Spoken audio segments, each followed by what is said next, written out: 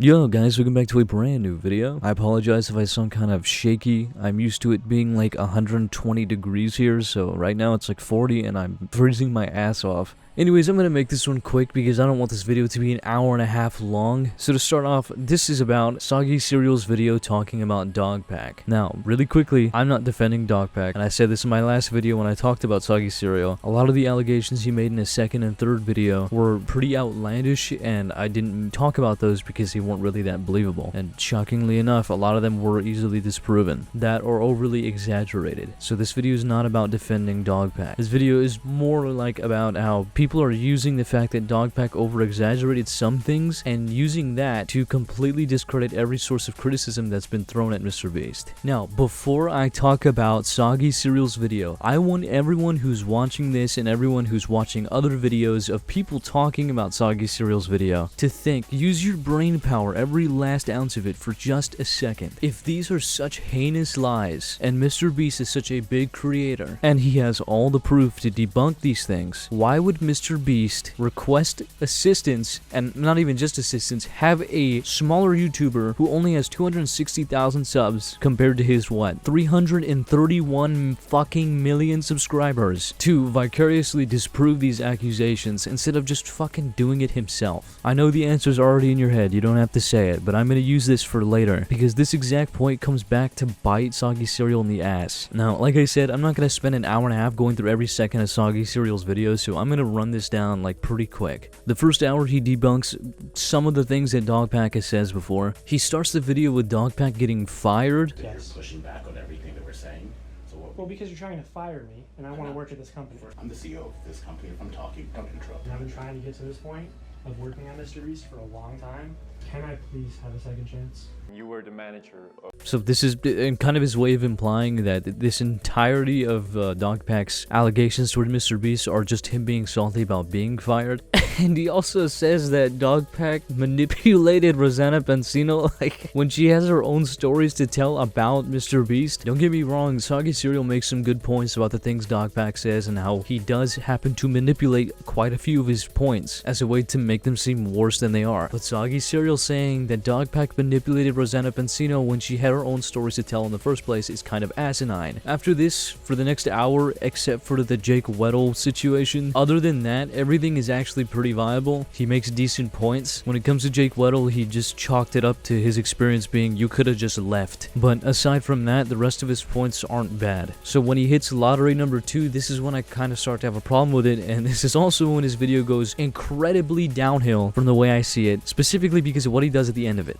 Now, Soggy Cereal begins to talk about the illegal lottery number 2, where people start signing the Mr. Beast jackets, you know, with his signature, and Mr. Beast doesn't sign it himself. Stupid. It's completely legal and fine to use someone else's signature if they gave you formal consent to do so, and it doesn't devalue the signature. Although this isn't illegal if you have permission from the person who owns the signature, Soggy Cereal makes a point to say that having this signature on the jacket signed by somebody else doesn't decrease its value. Now, although it's true, it may not decrease its value legally. If I were to get a signed t-shirt from, like, I don't know, say Selena Gomez, and I found out that her, like, fucking PR lackey signed it, I'd be pretty upset. So in my eyes, and I think to a lot of people's eyes, especially to those who were fans of Mr. Beast, this 100% decreases its value, and in fact makes it pretty much worthless. Anyways, this is more of like a sub-argument because this doesn't really debate the things that Dogpack says or what Soggy Cereal says. He's making fair points. It is completely legal. It's just entirely shitty, and it's not something I would defend in general because it is incredibly shitty. And although yes, the lottery is not illegal, I would still turn it to make a point that it's incredibly and inherently scummy to have somebody else sign your shirt. Because I mean, think about this realistically. If you're a little child and you have a jacket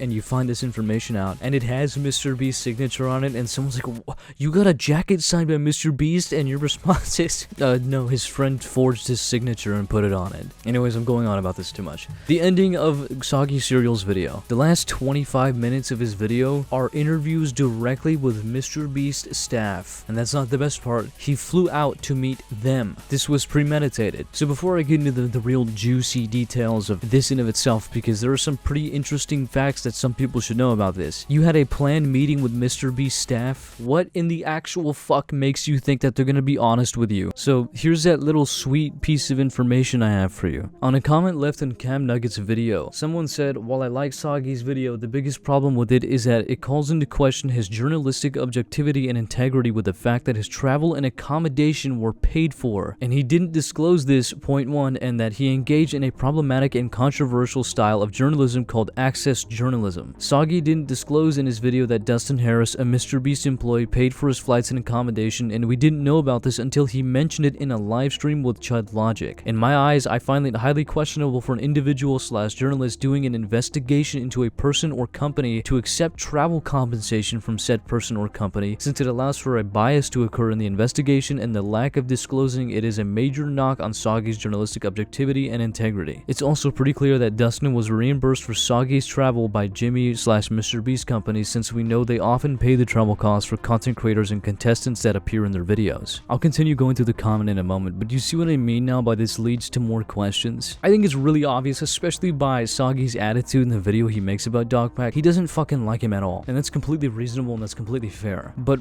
the company that you're trying to help and disprove allegations towards are paying you out to fly to them and have a planned conversation. Do you hear how that sounds? Like, does anyone, like the people making videos on this and like using Soggy's video as evidence, do you understand how this sounds? If I was a company and I had some shill shithead who was willing to defend me for absolutely nothing, I would not pay money to have them fly out to come see me so I can have a conversation with them so they can disprove some allegations. I would just be like, here's some evidence there, make a video on it. Or more like, here's a call with one of my employees, make a video on it. Or better yet, if I have the evidence to disprove accusations of me, I would talk about it myself. MrBeast has a huge fan base. It is massive. Okay, Soggy Cereal has 0.08% of the subscribers MrBeast has. Yet you're asking this person who doesn't even have, oh my, like I can't even describe how stupid this is. Someone who doesn't even have 1% of your subscriber base, you're asking them to make a video disproving this. So if you're somehow falling for this shit, ask yourself one question. If MrBeast really wanted to disprove these allegations and be completely honest about how none of these are true, why wouldn't he just prove it himself? Anyways, continuing reading this message, it says, Soggy engaged in access journalism. Journalism which prioritizes access over journalistic objectivity and integrity. While Dustin reached out to Soggy, Jimmy was obviously the one who gave the all clear for Soggy to come to NC and make his video. Soggy was the first content creator covering the MrBeast drama that was invited to Beast HQ and was given complete access to documents, images, and audio files none of us had access to. Most importantly though, he was granted access to interview current MrBeast employees, and it was clear in his interview that he engaged in features of access journalism where his questions were pre-approved, no gotcha questions, so the employees could craft the appropriate response according to Jimmy and the PR legal team. Jimmy and his PR legal team controlled how the interview was run and likely had control how it would be edited and what parts could be aired. Jimmy and his PR legal team determined which employees could be interviewed, and what I feel is the biggest red flag of Soggy's video is that he didn't interview Jimmy or disclose why he wasn't able to. I believe the points I've listed are clear examples that knock Soggy's journalistic objectivity and integrity. So this leads to another question. These are big allegations. Where is Jimmy at? Why is he not answering these questions? You know what most journalists do when a company is under fire? They talk to the boss. Not stating nor explaining why you couldn't talk to Jimmy is wildly concerning.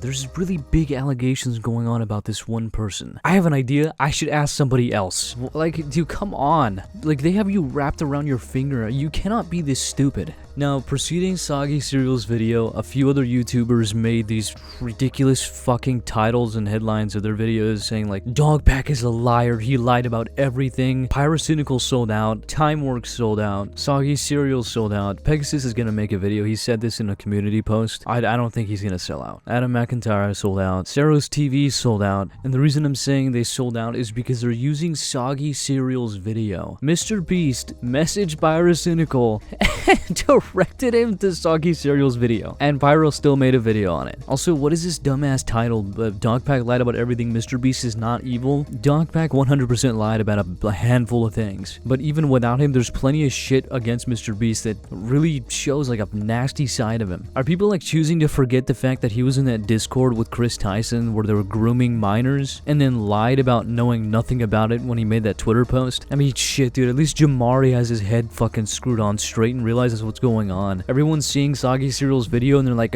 it is the ultimate proof, this is the godsend of proof, and they're just like taking this and using it like it's even credible in the slightest. And if that isn't enough for you, Soggy Cereal himself made a tweet saying that he's disgusted that Mr. Beast is DMing his videos to creators instead of taking accountability for the serious allegations he still needs to clear up. He also continues and says he has confirmed done illegal things and showcased scummy behavior he still has to respond to, not just from my video but also other videos, most notably the serious allegations regarding his crypto. If he can DM my video to other people because it's not baseless slander, he can DM CoffeeZilla's video to other creators because it is also not baseless slander. Same thing with his comment he left on my video. And for reference, Mr. Beast apparently left a comment saying, finally a video that isn't spreading lies about me. People were saying he deleted that comment, but according to Soggy, it just got lost somewhere in them. Anyways, he continues and says Coffee's great coverage on this very shady crypto behavior again is also not baseless slander, so that comment should be on his video as well if he wanted to take some form of true accountability. The added LOL to his comment also shows a disregard for the gravity of the accusations he has to respond to. I'm not just disappointed in the recurring pattern of Jimmy not taking accountability, not just for the past months, but that again is happening right now. He finishes it with saying, I also feel used since it seems he's using my video, which I created to inform people of dogpack 404's untrustworthy nature as well as hold Mr. Beast accountable for shit that he could be held accountable for as a shield. Which I hate, because if there's one good thing that came out of dogpack's videos, it's that it removed Jimmy's golden boy/Boy Scout shield that had been protecting him from criticism for years, a shield that no one should have in the first place. To see my video be commented on and DM'd to other creators by him to potentially build that shield back up just makes me feel disgusted and used. So good news, guys. Soggy Cereal is not a Mr. Beast chill. He's just a fucking retard. You thought Mr. Beast looked at CoffeeZilla and then looked at you and was like, you know, I really want to fly this guy out instead of a more credible person,